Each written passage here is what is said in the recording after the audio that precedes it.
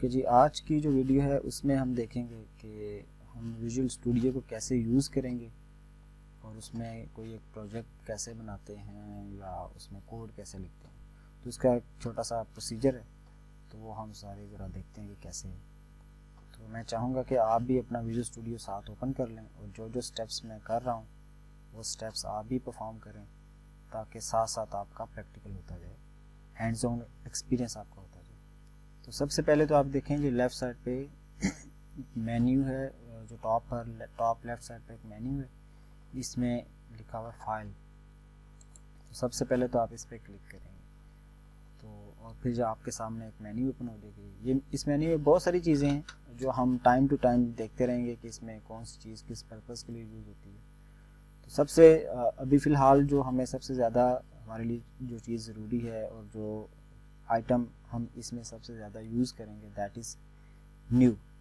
तो फाइल पे क्लिक किया और फाइल पे फिर ये न्यू। तो इस न्यू में ये एक और मेन्यू, न्यू पे क्लिक करने से एक और मेन्यू ओपन हो जाएगी और इस मेन्यू में लिखा हुआ प्रोजेक्ट। तो हम इस प्रोजेक्ट पे क्लिक करेंगे। अच्छा, इस प्रोजेक्ट के सामने एक छोटी सी शॉर्टकट की भी लिखी हुई है। तो हम अगर एक प्रोजेक्ट बनाना चाहें तो एक तरीका तो ये है कि हम फाइल पे फिर न्यू पे और फिर प्रोजेक्ट पे जाके क्लिक करें, तो ये भी एक तरीका है।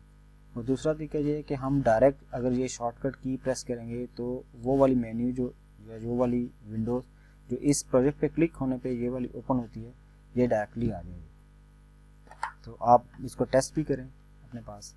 और जैसे ही आप के सामने ये विंडो ओपन होगी तो अब आपके पास यहाँ बहुत सारी लैंग्वेजेस की सपोर्ट आपको नज़र आएगी, जो कि यहाँ लिखा हुआ है, जिसमें C# भी है, ये सिलेक्टेड है, फिर विजुअल बेसिक भी है, फिर विजुअल C++ भी है, विजुअल F# भी है, और भी डिफरेंट लैंग्वेजेस हैं, यानी कि R है, इसमें पाइथन है। अच्छा, ये ज़रूरी नहीं है कि ये सारी की सारी लैंग्वेजेस आपके पीसी में भी नज़र आ रही हैं, क्योंकि मैंने कुछ और चीज़ें इंस्टॉल की हुई हैं तो वो यहाँ विजुअल स्टूडियो ने उनको लिंक किया हुआ और मुझे नज़र आ रही हैं। तो आपको ज़्यादातर या तो ये C++ नज़र आएगी, C#, विजुअल बेसिक और F#। मोस्टली आपको ये 4-5 आइटम्स नज़र आएंगे। तो फ़िलहाल तो हमारा काम इन सब के साथ नहीं है। हमारे लिए ज़्यादा ज़रूरी क्या है कि ये जो विजुअल C++ है ये वाली, ये हमारे पास ओपन होनी चाहिए या आपको नज़र आनी चाहिए। अच्छा, इस पर आपने क्लिक किया तो यहाँ राइट साइड पर ये जो एक और मेन्यू है उसमें आपको डिफरेंट प्रोजेक्ट्स की टाइप्स नज़र आएंगी कि आप कोई भी जो प्रोजेक्ट है वो किस किस टाइप का बना सकते हैं। तो इसमें जो सबसे ज़्यादा हम यूज़ करेंगे या मोस्ट ऑफ द केसेस हम जो यूज़ करेंगे दैट इज़ एम्प्टी प्रोजेक्ट। तो हम हमेशा कोशिश करेंगे कि इस एम्प्टी प्रोजेक्ट को चूज़ करें ताकि कुछ अननेसेसरी फाइल्स ना हमारे प्रोजेक्ट का पार्ट बने, क्योंकि बाद में हमें उनको डिलीट करना पड़ेगा। तो इससे बेहतर यह है कि हम एक बिल्कुल फ्रेश प्रोजेक्ट बनाएं जिसमें कोई फाइल ऑलरेडी एग्जिस्ट ना करती हो और जस्ट हम उसको यूज़ करें, हम अपनी मर्ज़ी की फ़ाइल उसमें ऐड करेंगे। अच्छा, इसमें जब हमने ये प्रोजेक्ट्स की टाइप सेलेक्ट कर ली तो फिर ये वाला एरिया आ जाता है। ये जो एरिया है इसमें 3 चीज़ें आपको नज़र आएंगी, name, location and solution name. अच्छा, ये जो नेम है दिस इज़ प्रोजेक्ट नेम, तो मैं इसका एक नाम रखता हूँ ITCP प्रैक्टिस।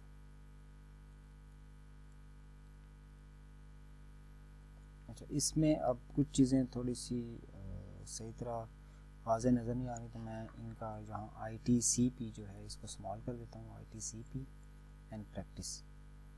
और जहाँ मैंने जब इसका नेम रखा तो यहाँ आपने देखा होगा कि जैसे ही मैंने प्रोजेक्ट का नेम ITCP प्रैक्टिस रखा है तो यहाँ सोल्यूशन का जो नेम है वो भी चेंज हो गया।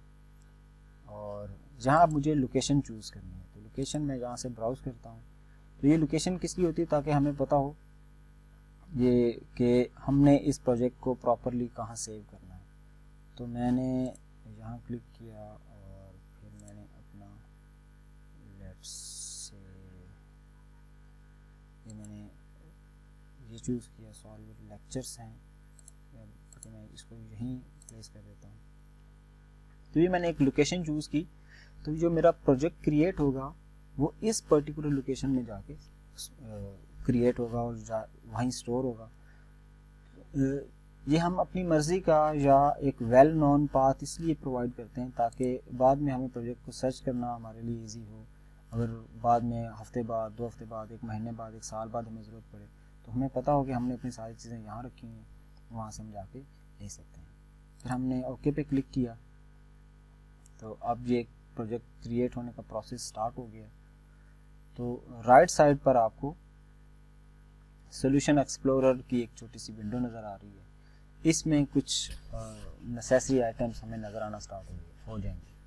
अच्छा, लेट से हो सकता है ड्यू टू सम रीज़न आपको ये सॉल्यूशन एक्सप्लोरर की विंडो यहाँ नज़र ना आ रही है। लेट से मैं इसको यहाँ क्रॉस करता हूँ और लेट से ये हाइड हो गई है, चली गई है, तो लेट से ऐसे गायब हो गई है।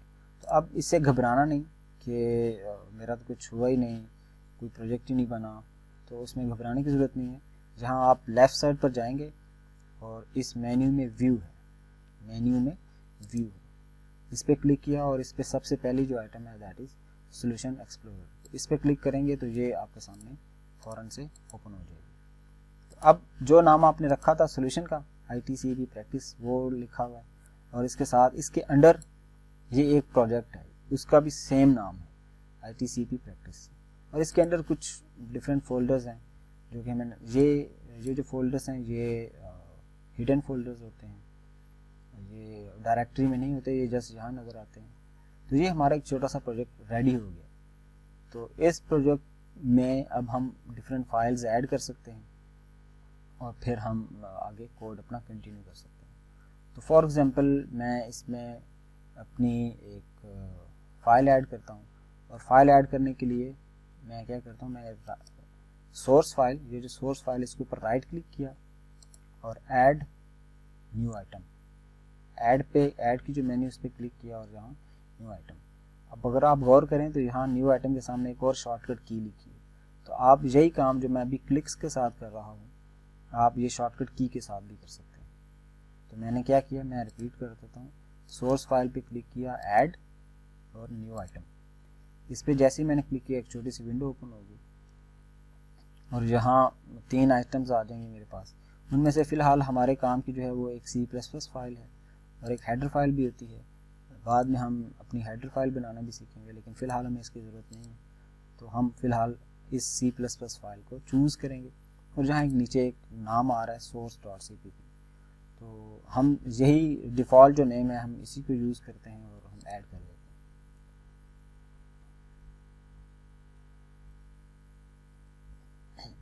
अच्छा, अब देखें इस सोर्स फाइल के अंदर एक फाइल आ गई है जिसका नाम है source.cpp। तो अब इस पे अगर आप राइट क्लिक करें, वैसे तो फाइल पहले से ओपन है, आप अगर राइट क्लिक भी करें तो दोबारा ये फाइल ओपन आपको नज़र आएगी। ओके जी, तो अब हम इस फाइल की कुछ चीज़ें देखते हैं। अच्छा, इस फाइल में लेट्स से मैं इसमें कुछ कोड लिख सकता हूँ और फिर उस कोड को हम कंपाइल कर सकते हैं और रन कर सकते हैं। अच्छा, समटाइम ऐसा हो सकता है कि आपको आपका जो एडिटर है या जो ये फाइल जब ओपन होगी तो इसमें टेक्स्ट बहुत छोटा हो, आपको बहुत ज़्यादा वो विजिबल ना हो, या आपको फील होता हो कि अच्छा या तो ये बहुत बड़ा है या ये बहुत छोटा है, तो हम उसको चेंज कर सकते हैं।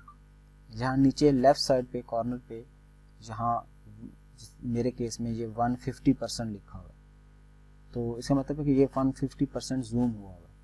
तो आप अगर यहाँ से चाहें तो आप अपनी मर्ज़ी से जितने परसेंट का आप यहाँ जूम रखना चाहें वो रख सकते हैं, चूज़ कर सकते हैं उसके अकॉर्डिंगली। फॉर एग्जांपल मैं अगर 50% यूज़ करता हूँ, वो देखें मेरा जो साइज़ है, टेक्स्ट का साइज़ है वो बहुत रिड्यूस हो गया है। इसी तरह मेरे केस में जब ये 100 है तो ये इतना जूम हुआ हुआ है, और जब लेट्स मैं इसको 150 कर देता हूँ तो ये ज़रा कंपैरेटिवली बेटर जूम हुआ हुआ है। तो it is up to you कि आप कितना जूम करना चाहते हैं ताकि उतना इजीली आप इसको देख सकें। तो लेट्स से हम इसमें अपना एक छोटा सा कोड लिखते हैं कि जो C++ का बहुत ही बेसिक सा कोड हो, और फिर हम उसको टेस्ट करेंगे, चलाएंगे, रन करेंगे कि क्या वो आउटपुट वो दे रहा है जो हम चाहते हैं या नहीं। तो सबसे पहले हम क्या करते हैं, हम लिखते हैं हैश इंक्लूड, और फिर हम एंगल ब्रैकेट्स का इस्तेमाल करते हैं। ये जो लेस देन और ग्रेटर देन होती हैं हमने पहले भी डिस्कस किया कि they are known as angle brackets, और इसके अंदर हम आयो स्ट्रीम एक हेडर फाइल यूज़ कर लेते हैं। और इसके बाद हम लिखते हैं यूजिंग नेम स्पेस std।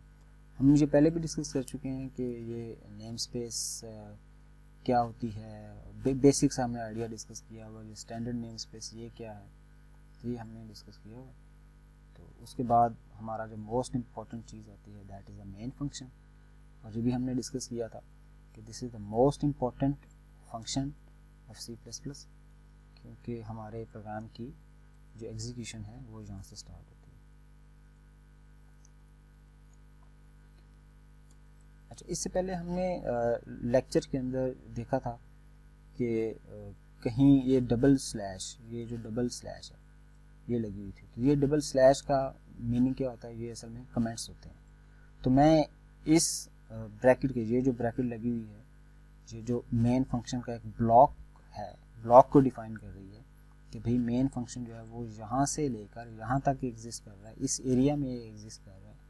इसको मैं जहाँ एंड कर रहा हूँ वहाँ मैं एक छोटा सा मैसेज लिखना चाहता हूँ कि एंड ऑफ मेन। ये मेरी अपनी अंडरस्टैंडिंग के लिए, अगर ना भी लिखूँ तो कोई इससे फ़र्क नहीं पड़ता, लेकिन मैंने जस्ट इसको इसलिए लिखा क्योंकि बाद में हम बहुत सारे फंक्शंस जब लिखेंगे तो ये एक अच्छी अप्रोच रहती है, एक अच्छे प्रोग्रामर की निशानी है कि वो कमेंट्स ऐड करता है जिससे उसे आसानी रहती है कोड को रीड करने में। तो मैं चाहूँगा कि आप भी इस तरह की प्रैक्टिस अभी से कंटिन्यू करें, ताकि जब आप प्रोफेशनल कोड लिखेंगे तो उसमें ये सारी चीज़ें आपको साथ साथ आप यूज़ करते रहें और आपको भी आसानी हो, और आप ये कोड कल को किसी और बंदे को, किसी और प्रोग्रामर को अगर देते हैं तो उसके लिए भी रीड करना ईजी है। तो अब हम यहाँ एक छोटा सा कोड लिखते हैं जिसमें मैं एक छोटी सी चीज़ जिसमें लिखता हूँ कि प्रोग्रामिंग इज़ फन। तो ये एक मैं मैसेज लिखना चाहता हूँ और मैं चाहता हूँ कि स्क्रीन के ऊपर ये प्रिंट हो। अच्छा, तो अब यहाँ जाकर ये कोड मैंने लिखा, यहाँ मैं बिल्ड में जाऊँगा। अच्छा, इसमें जहाँ मेन्यू में ये देखें, इससे पहले ये जो टॉप मेन्यू है इसमें हमने अभी ये तीसरी एक चीज़ या आइटम जो है वो हम उसको यूज़ करने लगे। इससे पहले हमने इस फाइल को देखा था कि यहाँ क्या करते हैं, यहाँ से हम फाइल से न्यू प्रोजेक्ट बनाने की कोशिश करते हैं। फिर हम व्यू में गए थे, व्यू में हमने देखा था कि किस तरह हम एक सोल्यूशन एक्सप्लोरर, अगर जो राइट्स वाली जो विंडो है अगर ये गायब हो जाए तो हम यहाँ से इसको वापस कैसे लेके आ सकते हैं। नेक्स्ट चीज़ है दैट इज़ बिल्ड, जहाँ लिखा हुआ है बिल्ड सोल्यूशन। तो आप इस पर क्लिक करेंगे तो विजुअल स्टूडियो अपना छोटा सा प्रोसेस स्टार्ट करेगा जिसमें वो कंपाइलेशन का प्रोसेस परफॉर्म करेगा। ये कंपाइलेशन क्या होती है, इसमें ये चेक करता है कि कहीं मैंने जो कोड लिखा हुआ है इसमें कोई मिस्टेक तो नहीं है, कोई सिंटैक्स एरर तो नहीं है, कोई लैंग्वेज का जो सिंटैक्स होता है उसमें कोई एरर तो नहीं। फॉर एग्जांपल मैं जानबूझ के एक एरर इसमें इंट्रोड्यूस करता हूँ, मैं ये मेन की जो ब्रैकेट्स हैं दो, इनमें से एक को रिमूव कर देता हूँ तो देखें फ़ौरन मेरा एक एरर आ गया। तो ये जो रेड लाइन है ये भी हमें एक एरर शो कर रही है। अदरवाइज़ अगर हम नहीं भी शो करती तो हम यहाँ बिल्ड सोल्यूशन पर जाएंगे तो यहाँ हमें एक छोटा सा एरर नज़र आ जाएगा। वो यहाँ बहुत सारे एरर्स आ गए, उसमें से सबसे पहले जो है वो हमें बता रहा है कि कहीं कुछ ना कुछ मिस हो गया। तो हमें पता है कि जहाँ क्या मिस हुआ है, यहाँ से हमें एक ब्रैकेट मिस है। तो जब हमारा सब कुछ ठीक होगा तो फिर ये एरर नहीं आएंगे, फिर सब कुछ सक्सेसफुल होगा। फिर ये देखें ये आउटपुट में एवरीथिंग इज़ 1 इज़ सक्सीडेड। तो इसका मतलब 1, ये जो 1 है ये प्रोजेक्ट का कह रहा है कि हमारे सोल्यूशन के अंदर एक प्रोजेक्ट है, तो वो प्रोजेक्ट सक्सेसफुली कंपाइल हो गया, इसमें कोई एरर नहीं है। अच्छा, नेक्स्ट जो चीज़ है तो बिल्ड से, ये याद रखना है, बिल्ड से बिल्ड सोल्यूशन ये करना है। और इसके साथ जो मेन्यू है डीबग, तो इस डीबग से मैं एक काम परफॉर्म कर सकता हूँ। मैं ये कहूँगा स्टार्ट विदाउट डीबगिंग। अच्छा, हम देखेंगे कि डीबगिंग क्या होती है, डीबगिंग करते कैसे हैं, वो भी इंशाल्लाह हम साथ साथ सीखेंगे, लेकिन फ़िलहाल हम इसको विदाउट डीबगिंग चलाते हैं। और ये कोड एग्जीक्यूट हुआ और आपने फील किया कुछ चीज़ ऐसे ब्लिंक सी हुई थी और फिर चली गई। तो वो असल में जो आउटपुट थी हमारी वो कंसोल पर शो होती है, और वो कंसोल आती है और वो चली जाती है, तो वो होल्ड नहीं करती। तो उसके लिए फिर अब हमें कुछ थोड़ा सा एक्स्ट्रा चीज़ें परफॉर्म करनी पड़ेंगी। तो उसके लिए हम एक फंक्शन यूज़ करते हैं get ch underscore get ch। ये एक बिल्ट इन फंक्शन है, और मैंने इसके लास्ट में एक चीज़ मिस कर दी थी, रिटर्न ज़ीरो कि फंक्शन मेन फंक्शन जहाँ एंड होता है उसके लास्ट में रिटर्न ज़ीरो भी लिखते हैं। और ये get ch ये एक बिल्ट इन फंक्शन है, ये भी किसी हेडर फाइल के अंदर इंक्लूड पड़ा हुआ है, तो मैं उसके लिए एक हेडर फाइल इंक्लूड कर लूँगा।